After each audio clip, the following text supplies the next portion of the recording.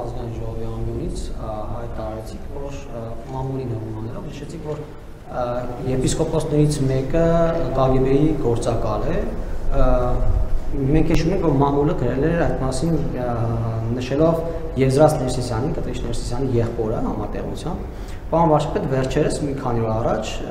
Եզրաս Ներսիսյանը Ռուսաստանի Դաշնության նախագահ Վլադիմիր Պուտինի կողմից հերթական շքանշան ստացավ։ Ուզում եմ հասկանալ, դուք այստեղ կապ տեսնում եք եւ Եզրաս Ներսիսյանի նկատի ունեիք։ Ես չեմ ասել եպիսկոպոսներից մեկ, ասել եմ Կտրիչ Ներսիսյանի եղբայրը, չէ՞, տենց եմ, չէ՞, այսինքն տենց չի, որ ես տենց ինչ-որ անորոշ բան եմ ասել, ես նկատի եմ ունեցել, կարծեմ թե մի անունն էլ եմ տվել,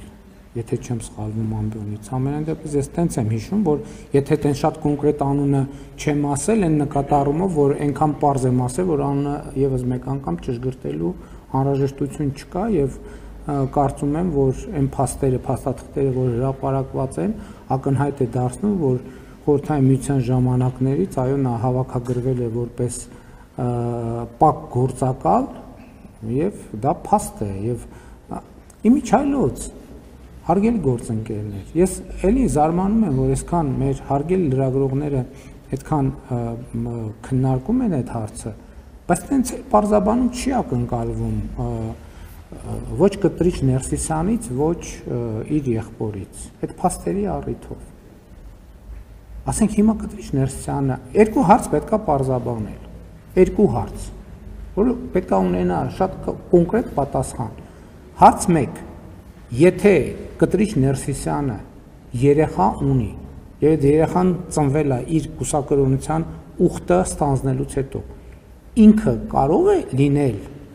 զբաղեցնել ամենայն հայոց կաթողիկոսի գահը։ Այս հարցը ինչի չի հնչում Հայաստանում։ Որը մեկ ինչի չի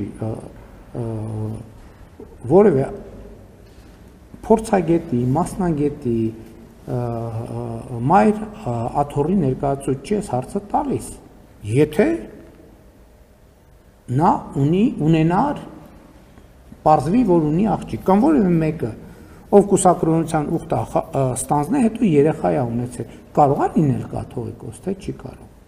Որովհետև այսօր իմ արձանագրումը ուզում եմ, որ ճիշտ լինի։ Կտրիչ Ներսիսյանը կաթողիկոս չի։